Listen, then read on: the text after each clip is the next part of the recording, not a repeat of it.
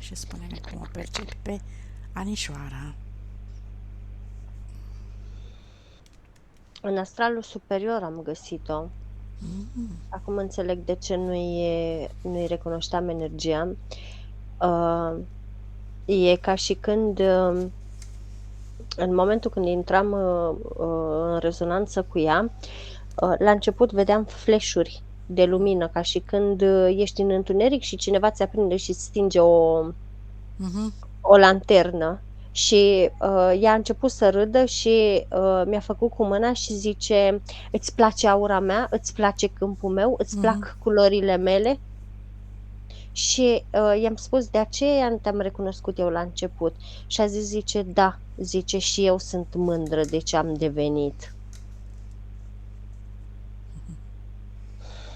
Ia treabă, ce vrea să spună? De ce te-a chemat? Fizicul e curios. Are curiosități multe, după cum am văzut. Îmi spune că și râde. Îmi spune că s-a gândit să scrie mai multe, doar că la un moment dat i s-a făcut rușine și a încetat, dar a avut momente cam din de la început. A scris vreo 5, după aceea a zis că se oprește, iar a mai scris 2, după aceea a zis că se oprește, iar a mai scris 2, iar a zis că se oprește. Adică... Să nu spui, Anișoara, că chiar așa ai făcut.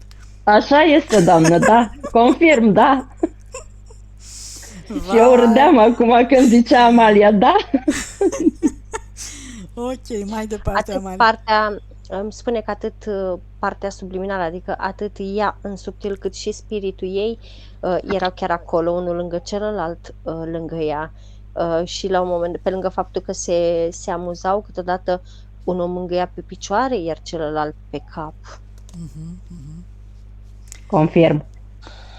Păi atunci hai să ne răspundă la întrebările ei curioase ale mentalului. Câte catene active de ADN are și ce tipuri de ADN? 6,5. Ce tip de ADN? Ce mai păstrează? Pleiadian. Arcturian mai păstrează, Sirusian păstrează, Andromedan păstrează, puțin felinoid păstrează, un pic. Dar în mod predominant la ea și comportamental, dar și ADN-ul cu care a rezonat cel mai bine și s-a imprimat cel mai bine este cel pleiadian. Deci în planetele astea a mai trăit în afară de Temer, unde am găsit-o prima oară, da? A trăit în mai multe, doar că pentru ea Temer, și îmi spune exact așa, Temer, nu Tiamat, pentru ea a fost experiența supremă, frumoasă din foarte multe puncte de vedere. Tocmai mi-a spus adineauri că ea nu mai vrea să se întoarcă pe pământ, are ceva în plan, ce zice? Unde vrea să se întoarcă? A început să râdă și a zis că la un moment dat se va întoarce, pentru că pământul va avea nevoie de energia ei, umanii vor avea nevoie de susținerea energetică a ei. Ei, da, adică vrea să facă pe salvatorul sau n-are programul ăsta în cap? Nu este vorba de salvator. Zice că este vorba cam de același lucru pentru care ai revenit și tu, deși ai spus că pleci de multe ori. Păi tocmai am spus când nu mai erai tu online, i-am spus că vreau să plec să nu mă mai întorc. Și mă gândeam dacă voi reuși. Am avut o mică discuție cu ea înainte să intri tu, chiar pe tema asta. Spune că ești recunoscută pentru vorbele astea pe care le spui. Deja te știe tot astralul că tu nu vrei să te mai întorci, dar așa faci de câteva vieți încoace. Măi, neserioasă sunt. Chiar așa? Da. De câte ori am spus, nu m-am ținut de cuvânt. Vai, mi-e rușine de astral. Îți spune să excluzi rușinea asta, pentru că sunt foarte mulți care spun, zice că nici pe mine nu mă dă deoparte, zice, da, ținând cont că eu sunt un transmițător bun între voi două, de cele mai multe ori mă va da la o parte din discuție, dar spune că și eu mă cam bat în piept cu pumnii ca maimuța din când în când, că nu mă mai întorc și sunt prima care mă avânt înapoi, deci e ceva normal. Păi da, dar uite, asta îi spuneam, că dacă mă întorc și chiar dacă am convingerea că mă întorc într-o familie bună și am posibilitatea să ridic frecvența, să fiu liberă, să fac ce vreau, să organizez așa, dacă îmi întâlnesc o piedică iarăși și îmi petrec toată viața încercând să ies din piedica aia. Eu din cauza asta nu mai vreau să vin, știi? Spune că astea sunt frici pe care ar trebui să le excluzi. Frici, dar sunt posibile. Uite, nu sunt frici, sunt eventuale situații cu care se confruntă orice om pe teren. Nu, spune exact așa, am pretenții la tine.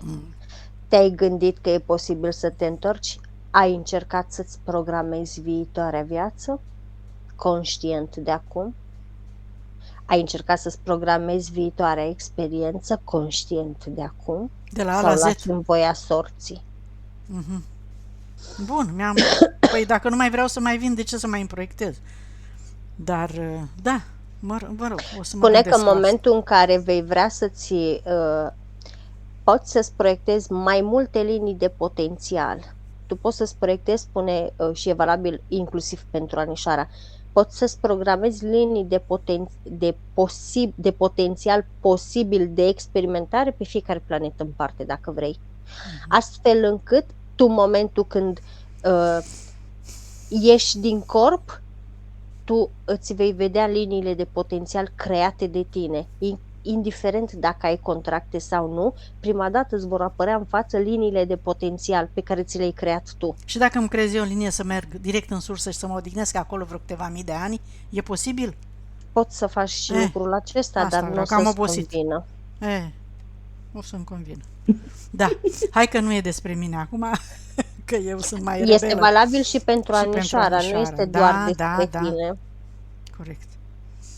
Zice, am pe cineva din familia mea de suflete cu mine? De unde a plecat ea ultima oară? Cu tine pe Terra, da, ai foarte mulți. Sunt în familie sau? În familia ta de suflete nu ai.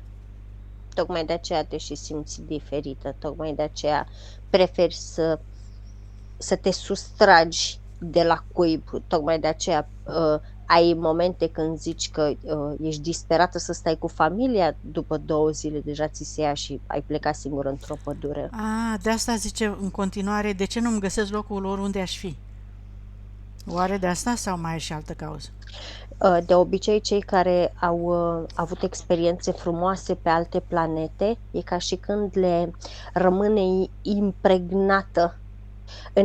impregnat în informațional senzația aceea că nu aparțin locului, nu aparțin terestrului. Întotdeauna se vor uita va prefera să se uite noaptea pe cer, va prefera să vadă luna, va prefera să vadă stelele, aia îi face plăcere. Zice, ce înseamnă karma de maestru spiritual și pe ce aș putea să lucrez radiestezic? Am făcut... asta e alt punct. Poți să scoți energia negativă din ea sau energia nebenefică sau energia care te impactează din karma respectivă. După aceea depinde cât de mult te identifici cu ăsta al maestrului. Îmi arată. Spiritul maestrului. Ce înseamnă karma de maestru spiritual, cred că a vrut să zic. Da, dar mie mi-arată energetic și eu trebuie să traduc, deși le-am spus că să nu mai lasă pe mine să traduc, să-mi dea motamo, îi bușcește râsul și îmi spune, nu are nimic, așa te înveți, nu-ți place să citești, te învățăm noi aici. Să nu se mai identifice cu așa ceva.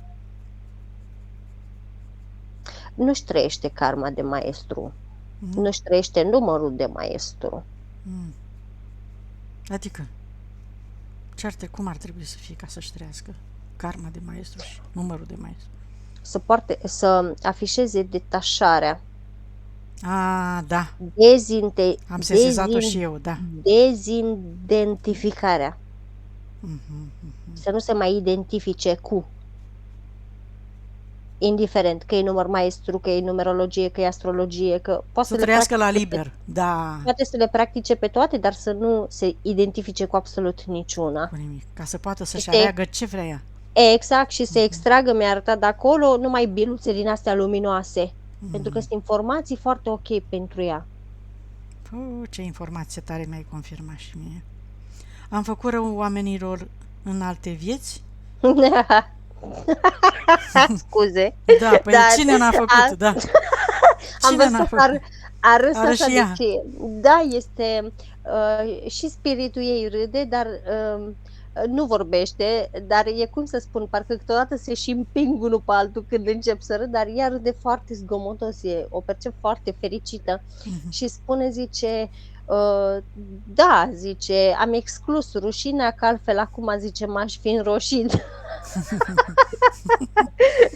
Dar își spune că a înțeles tot ce a făcut, a înțeles de ce a făcut și a conștientizat. Asta este cel mai important. Mai are ceva de corectat? De Are foarte conștientizat? are foarte multe de corectat și de conștientizat. În primul rând să nu se mai ducă cu gândul la trecut, dar nici prea mult în viitor. Ai și acum. Și mi-arată la o masă ceva de genul să nu-și imagineze ca și când vin foi, acte, obiecte către ea. Pur și simplu să se ducă, să le aducă, să le pună pe masă și să le studieze acolo. Mi-a arătat-o stând la o masă goală cu coatele pe masă și ca și când ea să gândește ce să aducă, cum să aducă, ce să facă, o fi bine, nu o fi bine, o fi corect, să așez foaia așa, să o așez invers, să o așez pe părțile alte, să țin pendulul Să așa, despice țin firul în chestia 4, așa. deci să nu mai despice firul în 4, că cât la sută compatibilă cu radiestezia și de ce este atrasă de astrologie, tarot, chiromanție? 98% este compatibilă cu radiestezia. Te roagă să repeți pe fiecare în parte. Cât la sută compatibilă cu radiestezia? De ce este atrasă de astrologie? Pentru că le-a practicat. Și i-au plăcut, a avut rezultate cu fiecare în parte. Tarot? Da. Chiromanție? Da, pe toate le-a practicat. Chiromanția este chiar o știință, da. Inclusiv ocultismul l-a practicat. Ocultismul negru. Deși o viață, a spus exact așa, deși o viață mică, a făcut destule. Amalia, cât la sută este corectă chiromanția și, ca să fiu mai explicită, semnele pe care le avem noi pe corp, în palme, în tălpi, la ochi, ceafă, în cap, și toate celelalte corespund, adică ne reprezintă informații despre noi, ca să nu intru în amănunte? 100%. La unele persoane reprezintă traume ale vieților anterioare, iar la alte persoane reprezintă darurile cu care a venit, înzestrările care le-a accentuat, abilitățile care le-a dezvoltat și care se vor dezvolta și mai mult. Pentru că îmi spune spiritul ei acum, tu, de exemplu, dacă ești, zice, pe înțelesul meu, zice, hai pe înțelesul vocabularului tău, să dăm ca exemplu radiestezia. Tu ai început acum modulul 1, exact așa îmi spune. Modulul 1, tu ai înveți baza în radiestezie. Baza asta, de cele mai multe ori, o tot practici pe tot parcursul vieții actuale, dar în următoarea viață, când te duci, vei fi atras și mai mult de radiestezie, și mai mult vei amplifica cunoștințele și tot așa. Și vei înțelege mai ușor, pentru că deja ai în câmpul tău baza informațiilor, ai în informațional introductive. Sigur că da. Dar eu mă referam, Amalia, în mod deosebit la liniile din palme, că chiromanția la asta se referă, da? Din câte știu. La citirea palmelor sau la semnele după semnelor de pe corp. Am înțeles că alunițele conțin niște informații, dar vreau să spun că sunt persoane cu multe și mici alunițe, nu știu ce înseamnă. Eu, de pildă, pe tot corpul le am numai în formă de triunghi, peste tot, grupate în formă de triunghi. Adică mi-am pus întrebarea, dar nu mi-am găsit răspunsul. E vorba de cromozomi informaționali, îmi spune, la tine. Mai lămurit de... Și pe mine m-a lămurit calmea, tocmai de aceea mi-a și spus cum se numește. Cromozomi informaționali? Da. Ceva de genul, îmi spune spiritul meu, ceva de genul ai informațiile deja în forme geometrice. La tine defectul tău actual este că nu vrei să-ți dai voie să și simți. Pentru că tu ai capacitățile active deja, adică la tine informația e pusă cap la cap, trebuie să-ți dai voie să o simți în fizic. Gata, prin miros, prin intuiție, prin abilitățile mâinilor, tu acum ți-ai ales și mi-arată doar să dai din gură, tu nu ți-ai ales să și simți, pentru că deși nu vrei să recunoști, ai oarecare teamă acolo, așa. pentru că în momentul în care vei începe să simți, asta înseamnă că îți vor veni contracarări ale entităților, iar tu ai oroare și fobie de entități, deși nu vrei să recunoști în spiritul meu. Ba da, am recunoscut în ultima vreme, când mi-am dat seama că n-am știut până târziu că am oroare de entități, dar acum înțeleg că acest triunghi înseamnă că eu sunt cât de cât corelată minte, suflet, spirit, pregătită. minte, suflet, spirit și aș putea să fac, să mă avânt cu curaj în... Ai putea să faci mult mai multe decât crezi tu, trebuie doar să-ți dai voie și să nu ești foarte rigidă cu mine însă. Da, exact, ești nu prea exigentă. Nu prea-ți place să ieși din ale tale. E ceva de genul, dacă tu spui o chestie, foarte greu te dai în lături, adică abia te miști, mi-arată stânga-dreapta. Și trebuie să-ți dai voie să dansezi de jur împrejur. Exact așa spune spiritul meu. Trebuie să-ți dai voie să dansezi de jur împrejur. Ok, da, așa este. Recunosc, foarte interesant. Așa, totuși să mergem la ea. De ce nu-mi găsesc locuri unde aș fi? Am zis de așa, cât la sută așa am zis. Am lucrat și cu cristale și cu animale totem. Dragon, lup, leu, vultur. Deci da, și cu cristale. așa este. Da, a lucrat în alte vieți Întreabă dacă a lucrat în alte vieți. vieți. E semnul întrebării, scuze. Am lucrat cu cristale, cu animale totem, dragon, leu, lup, vultur. Dar tu mi confirmasei deja că așa este, da. A lucrat, păi mi-a spus ea că a lucrat, le-a plătit energetic și le-a eliberat pe cele de care era foarte atașată, în special vulturul, lupul și dragonul. Le-a și eliberat, vai cât de evoluată este, super. Acum partea ei subliminală s-a luat de mână cu spiritul și a zis: când formăm triunghiul la care trebuie, nimic nu ne stă în cale. Mentalul e puțin răsfățat, dar îi dăm noi de cap și ălea. Uite, aici am ajuns la mental. Vise. Cine era entitatea neagră din visul meu cu bunicul? Un demon. Ea de fapt l-a visat pe bunicul, dar după aia la un moment dat a apărut demonul. Ce înseamnă? Că e posedat bunicul? Sunt interferențele bunicului. Așa, da. Corect. Din ce percep eu aici, din spusele lor, bunicul nu mai trăiește. Așa e, Ani? Corect, da. Bun. Următoarea întrebare. Cine era entitatea care m-a atacat în vis și mi-a rupt din carnea de pe omoplatul stâng? Ăștia mușcă. Reptilianul. Dar de ce a venit? Dar la ea a fost reptilian. De ce a venit? Ce s-a întâmplat? Ce a făcut? Ce e? A avut portiță, s-a supărat, a fost dezamăgită. După a emis către persoana respectivă, nu conștient, supărarea respectivă cu persoana respectivă în față, a emis către și e ca și când a deschis porta către atac. Ai realizat asta, Ani? Așa? Da, doamnă, da, am realizat. Ideea este că m-a atacat în vis. Dimineața când m-am trezit, dimineața când m-am trezit, vreau să vă spun că nu mai mișca mâna stângă. Zi, Amalia, scuze că te-am întrerupt. Ce mai trebuia să zic? Nu știu. Că n-ai apucat să zici niciun. Nu, reptilian a fost. De obicei reptilienii sau draconienii mușcă, dar în cazul ei a fost reptilian. Dacă mă întreb pe mine, din ăștia doi răi, a mușcat răul cel mai mic. Și acum mai ai durere? Mai ai blocat brațul stâng, Ani? Să știți că nu, am lucrat ceva radiestezic ultima oară mai are ceva. Și mi-a mai trecut un pic, dar ideea este că nici diagrama, Amalia știe despre ce e vorba, nu făcea față la chestia asta. Mi s-au activat în schimb, Amalia, niște furnicături pe mână, înțelegi? Nu pot să țin pendulul. Deci în momentul în care încercam să țin pendulul, parcă un cârlig așa m-a apucat fix de acolo, de spate, de la omoplat. Mai are ceva? Pentru că și-a lăsat amprentă.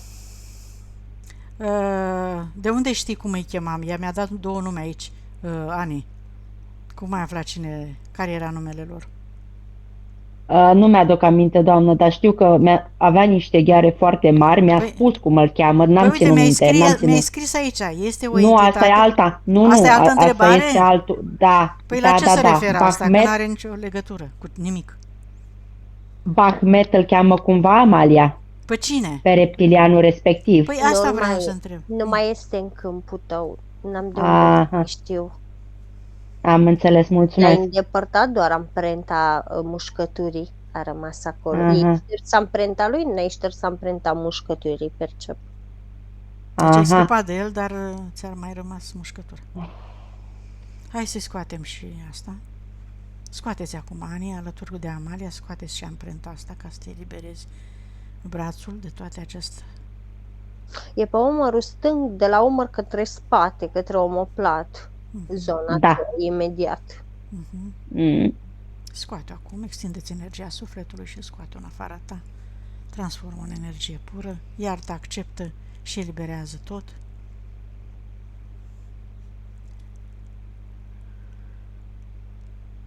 Și îmi spuneți când e gata.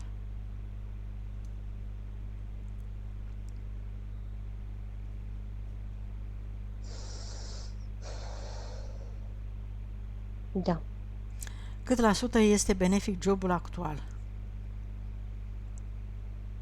68.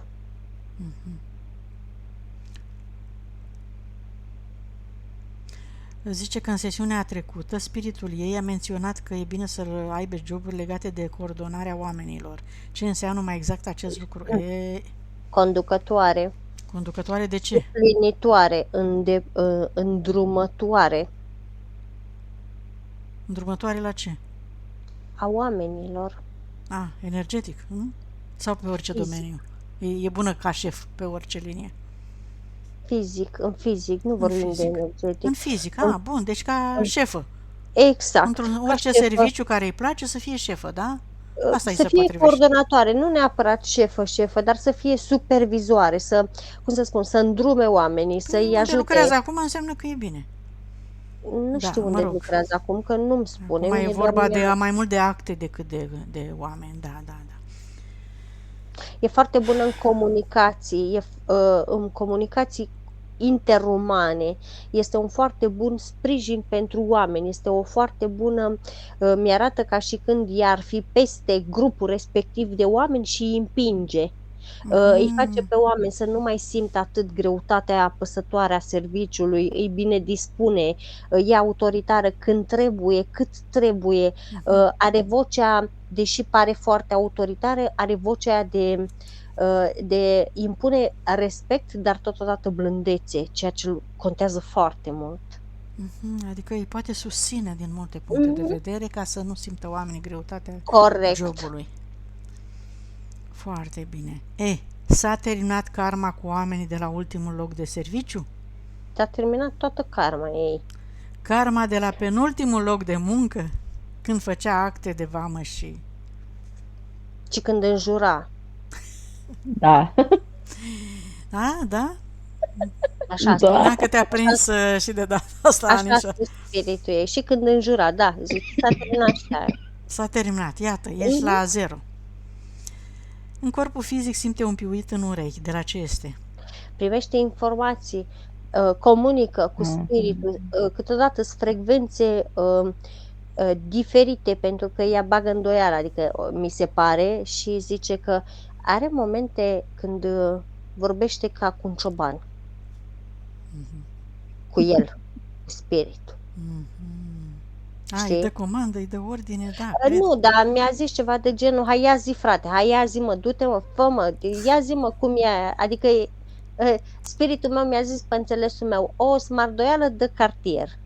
Ne Vai, tragem nu-i de place, spirit. auzi, Ani? Nu-i Nu place. că nu-i place, îi se pare puțin, nu reprezintă câteodată, nu tot timpul e așa, dar câteodată când se enervează, este elevată pe un ton smardoiesc. Îmi trece spiritul meu. Așa e, Ana? Câteodată, doamnă, când mă mai enervez și așa, că îi zic că nu înțeleg ce zici, nu înțeleg ce vrei. Bine, că nu înțeleg, zic, Dar mai, zi-mă mai zic, clar. Dar zi-mă mai clar, mi-a zis. da. Zi mai clar ca să înțeleg, explică, zic, nu, pe stai. termenii pământeni. Dar zi-mă mai clar. Ia. Dar zi-mă mai clar.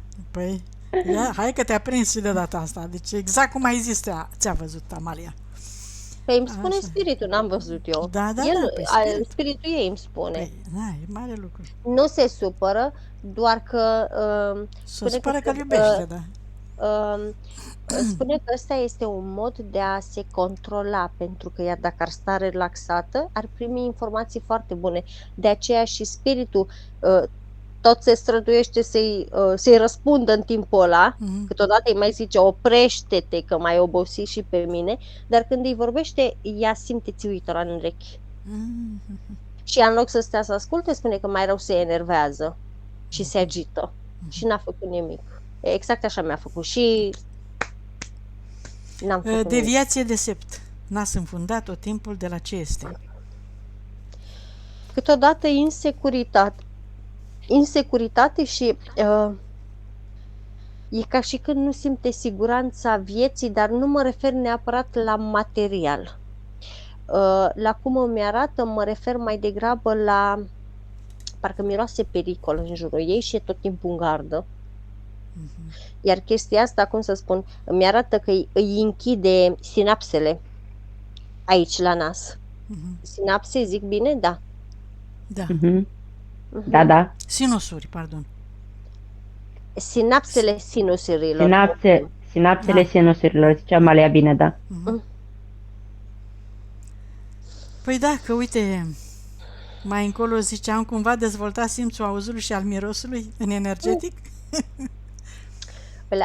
Îl are dezvoltat și în fizic, doar că datorită insecurității ăștia, nesiguranței, instabilității ăștia, grijii că simte tot timpul pericolul, e ca și când, nu neapărat că apare frica, dar e ca și când își pune așa exact așa, se închide ca o scoică, știi?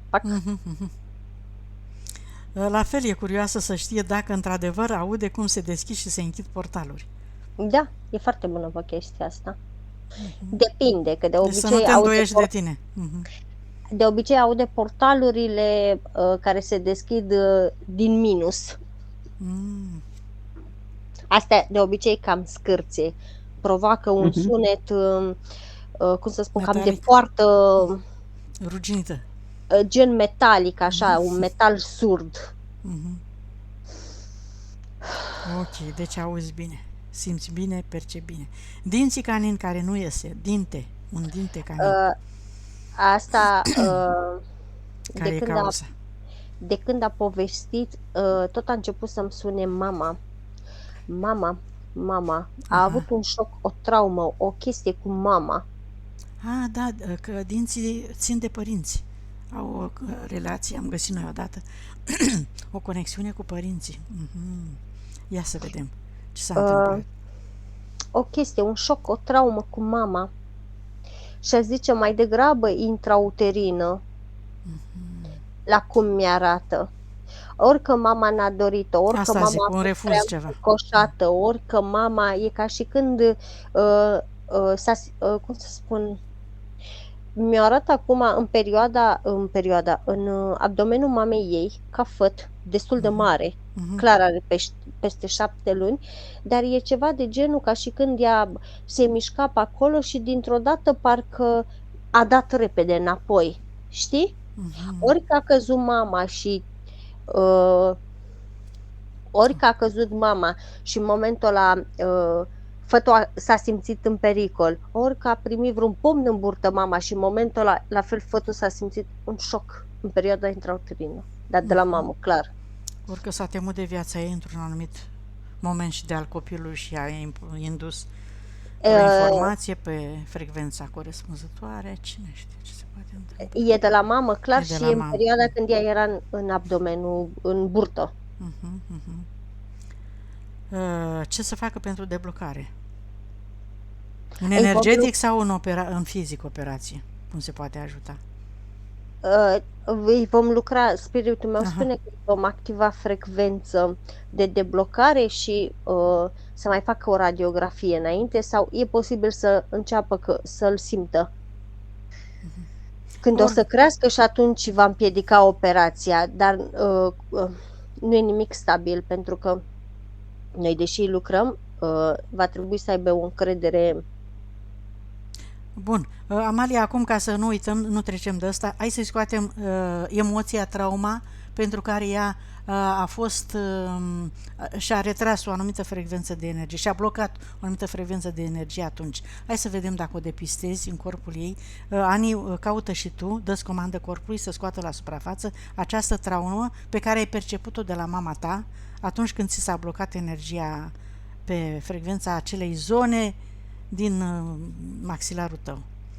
Nu contează că este ăsta sau era altul, dar localizându-l pe ăsta, scoate acel blocaj, acea emoție, acea frică, acea orice ar fi, neacceptare, neîncredere, frică, orice ar fi în zona asta. Să vedem, Amalia, ce găsește. Frica de viață și de a lua decizii importante în mâna dreaptă. Ani, tu ce simți? Tot în dreapta simt și eu, doamnă. Hai, scoate-o. Scoate-o acum, dă-i comandă să iasă acest blocaj, această energie blocatoare, acum.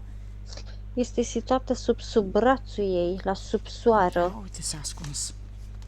Unde s-a ascuns? Scoate-o acum. Împinge cu energia sufletului, cu acceptare, cu iubire, cu eliberare, cu iertare la adresa mamei tale.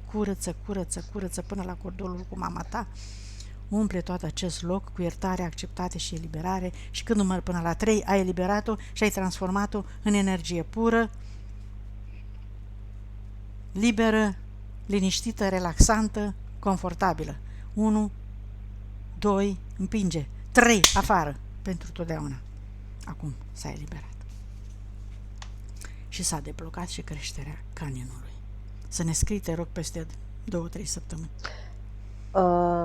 Da, s-a deblocat și sunt curioasă ce o să înceapă să simtă în mâna dreaptă. Nu-i spun, deja văd o chestie, aștept să vedem ce spune ea.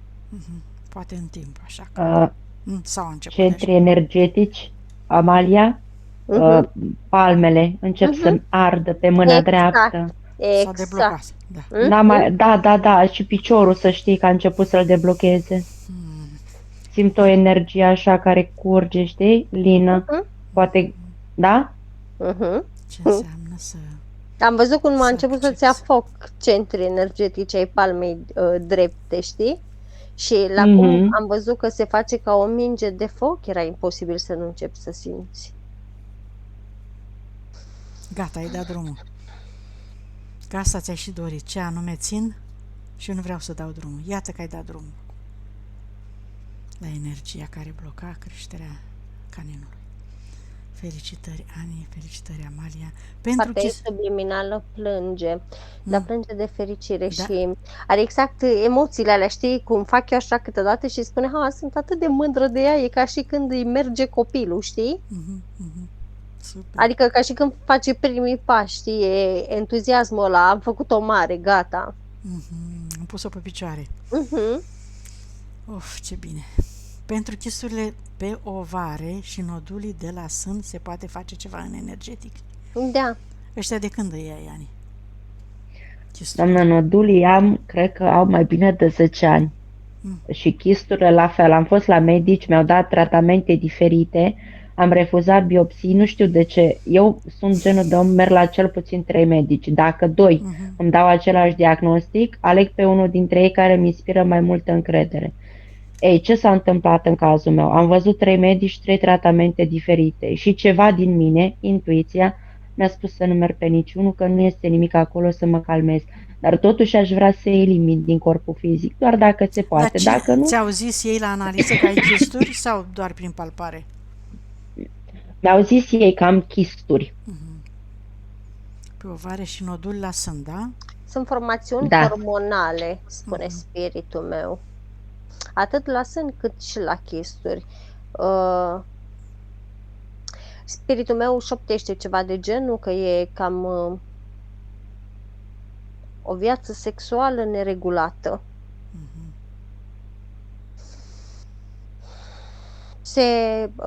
Se va rezolva și lucrul ăsta, doar că acolo acumulează frustrări, atât în sân cât și în ovare, decât că frecvența corpului ei face de așa natură încât elimină, iar ăia de la sân nu o deranjează. Poate să Adică, elimine și pe ea. În mod normal, da. Ce frecvență e acolo? Ce emoții?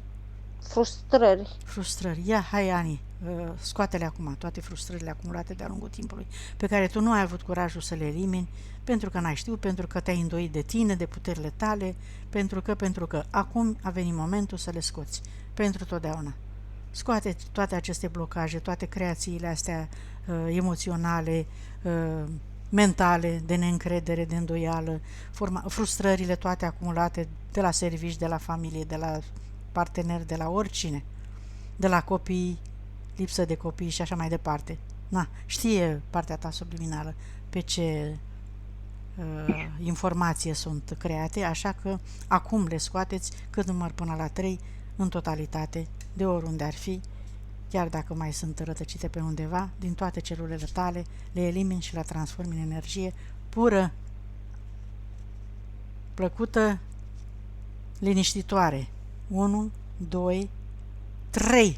Acum, afară, tot, absolut tot. Destructurează. Transformă în energie pură.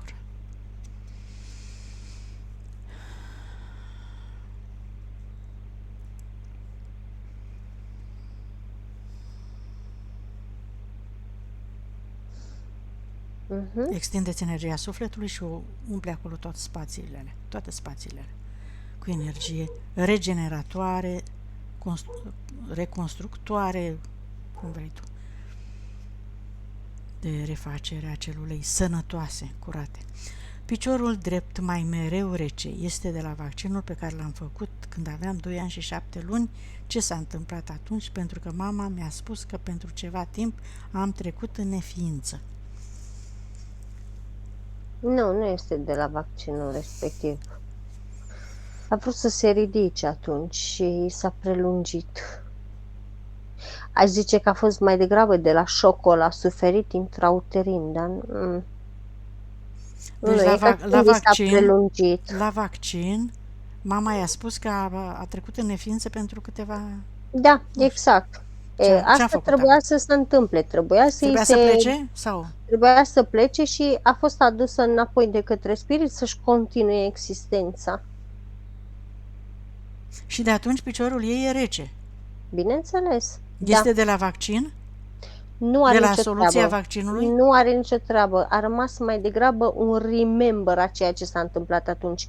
Dreptul este, spiritul mi-arată că dreptul este întotdeauna primul picior pe care îl pui oriunde, și în viață, și în serviciu, și în relații, și în absolut orice, cu dreptul intri. Și a creat ea acolo oarecare emoție, un blocaj, Amalia, care s-a dus pe picior? Ia, hai să-i scoatem. A fost și blocajul acela intrauterin, de care am vorbit mai devreme și care l-am scos de aia și simte flux energetic în picior acum. Bun, să scoți, Ani, acum și tot ce mai este, dacă mai este vreo frecvență pe care n-ai depistat-o și o ascunsă, să scoți acum, să transformi în energie pură, liniștitoare, armonioasă, acceptă ce s-a întâmplat atunci, acceptă-ți experiența, iartă timpul, spațiu, mama, toți factorii implicați în acel eveniment care te-a nemulțumit probabil, iartă și acceptă, eliberează și scoate de acolo orice frecvență, orice gând, orice amprentă. Acum pentru totdeauna. Bine.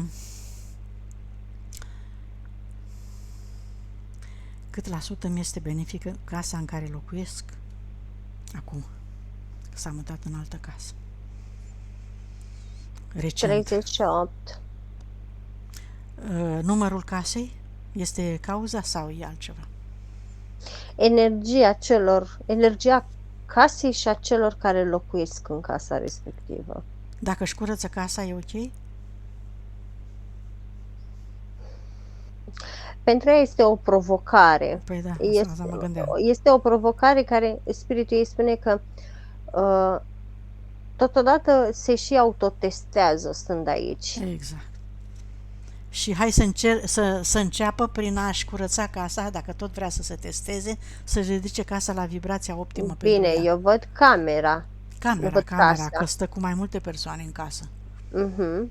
Deci, ce spuneam și înainte, să nu te mai intereseze ce fac alte persoane, tu ocupă-te de spațiul tău, Ani, și de corpul tău, de câmpurile tale, nu te mai implica. Ce fac Cum alții? să spun, ea procedează bine în camera ei ce face. Așa. Și având intuiția, având simțurile atât de active, e, cum să spun, e ca și când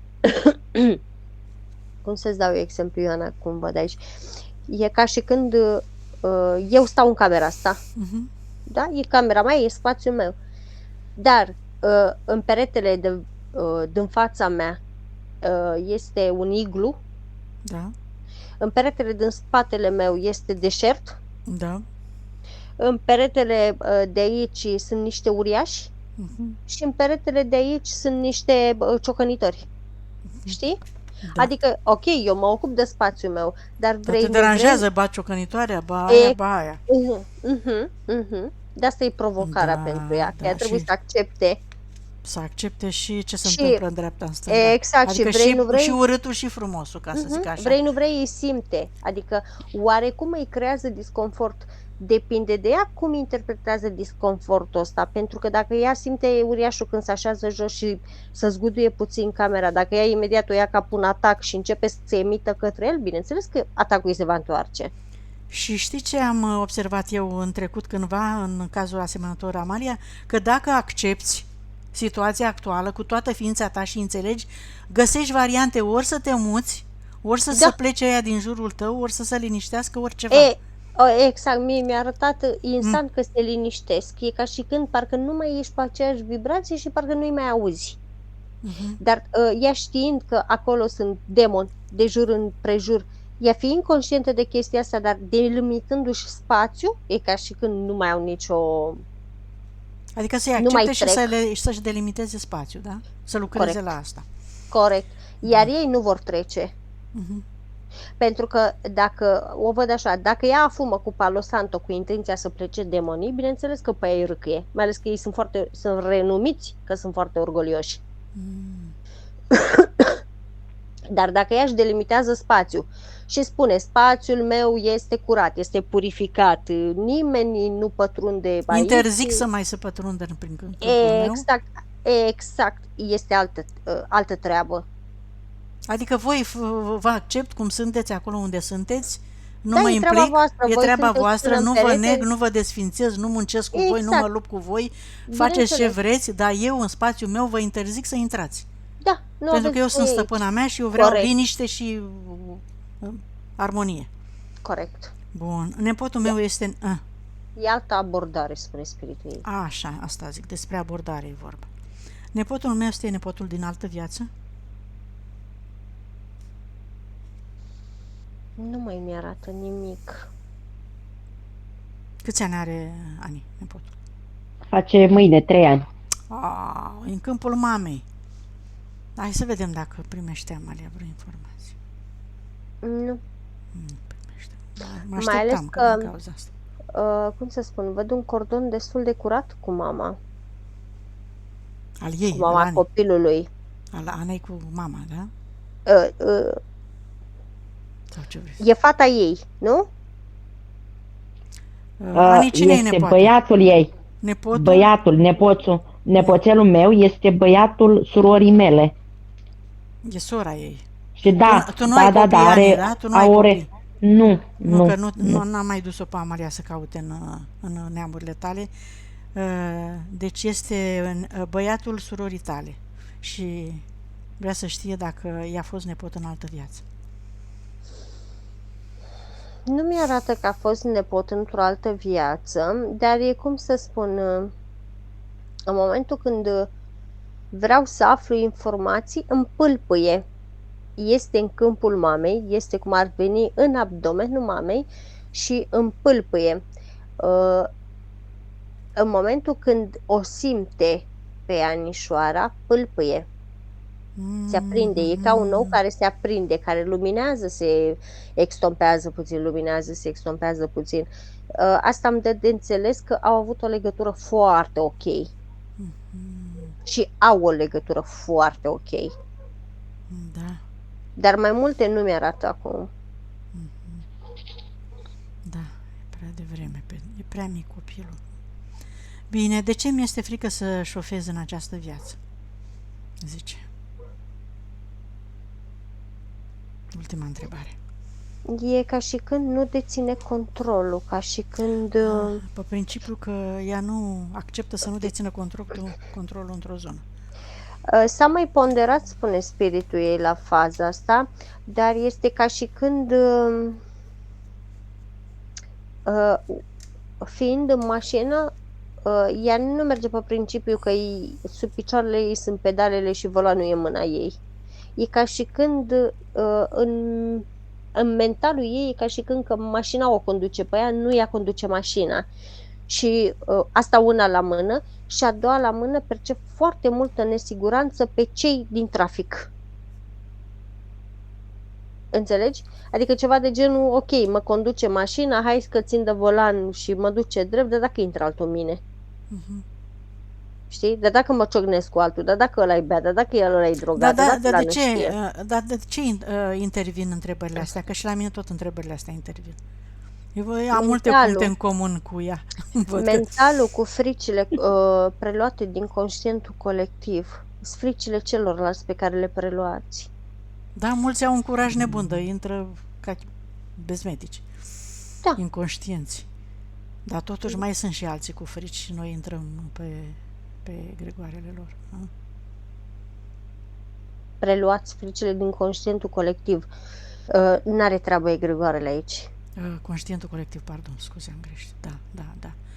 Empatizăm, cu cei cu... Păi vă asemănați, vă identificați cu ele și de aceea persistă la voi. Ce soluție? Păi în mod normal trebuie să le conștientizați sau să vă învingeți frica. Să vă urcați la volan în momentul în care e liber pe stradă. În felul ăsta să prindeți încredere în sau voi. Să ne cumpărăm stradă, că să nu ne deranjeze nimeni. Nicio șansă spiritul ei spune exact așa, nicio șansă în fizic să ai strada ta. Și râde partea ei subliminală, știi? Știu, da. Ca altă soluție. Ziceam că poate nu ne exact găsim. așa, poate să fii prima care să inventezi mașina zburătoare. Așa da, poți avea linia ta. O să apară și asta, dar nu s-o mai prind eu, din păcate. Spune că te programezi și te grăbești spre sursă mai repede decât e cazul. Dacă apare peste 30 de ani, s-ar putea să o mai prind, dacă apare mașina asta zburătoare.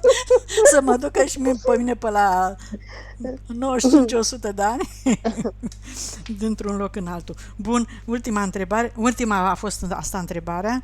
Hai să vedem acum dacă este conectată la egregoare, conștiințe colective. Implanturi nu are, m-am uitat peste tot. Energii stagnante au impactat-o.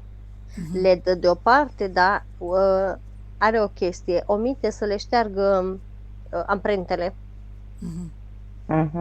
Deci curăță energia, percep clar unde a impactat-o, pe coccis, pe omoplați, pe spate, pe mâini, pe coate, pe genunchi, în zona inimii câteodată. Le percep curățate, dar sunt amprentele acolo. Păi și nu poate să șteargă și amprentele? Le ștergem, da. Așa. Dar ca să știe pe viitor. Să iei aminte, Anișoara. Mulțumesc, Amalia. Spiritului tău. Mulțumesc spiritului meu. Bun, după ce ștergem, ce mai ștergem? Mergem și la cordoane.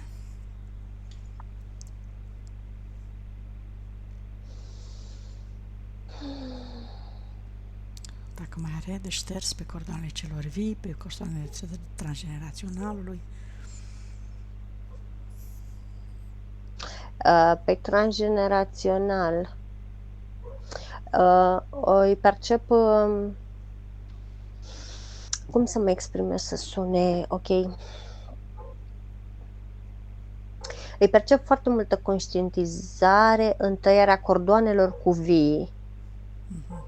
În schimb, oarecum mai puțină conștientizare în tăierea cordoanelor cu transgeneraționalul.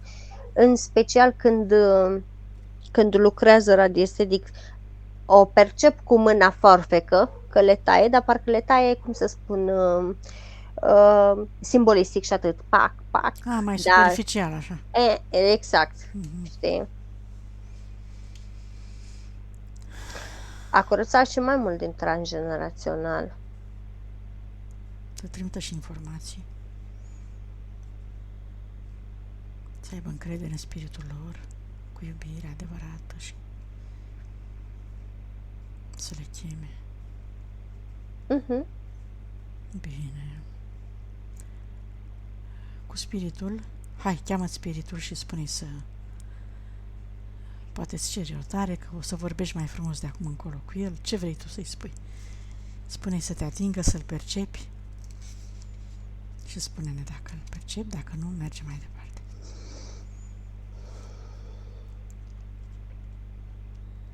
Pe frunte, Amalia? Și pe mână. Și Pe mâna stângă și pe frunte. Sunt aici între degete, cum m-a gândilat. Super. Hai acum să facem și conexiunea. Mai are conexiunea cu pământul, cu sursa? Da. Hai, accentuează-ți conexiunea, Anișoara, cu mențiunea că vei rămâne conectată cu pământul, perfect conectată, atâta timp cât experimentezi pe pământ, după care te deconectezi ca să fii liberă, să-ți creezi experiențele dorite. Chiar dacă te întorci, te reconectezi, știi? Așa că de centrul tălpilor, 2 fascicule de energie către pământ, cu iubire și recunoștință, te umpli de lumină, de această putere, frecvență, stabilitate, până în creștetul capului, de acolo altă frecvență către sursă și conștiința universală, îți cauzi matricea, cu toate valorile tale, te întorci, te conectezi cu energia sufletului, accepti și integrezi energia masculină cu energia feminină, activezi memoriile toate și puterea inimii.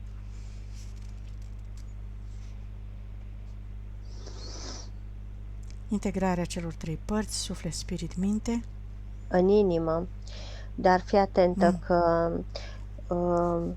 stop, stai. Da. Deci exact când ai început să-i faci, să-i îngrăși, să-și dilate, să-și dilate conexiunea cu pământul, în momentul ăla, cum să spun, din fața ei, foarte interesant lucrul ăsta, din fața ei, cum ar veni, cum să spun, parcă a intrat într-o altă realitate, parcă a intrat într-un alt astral, la care spiritul meu a început să facă exact așa și a zis gata, s-a deblocat și a deblocat următorul nivel.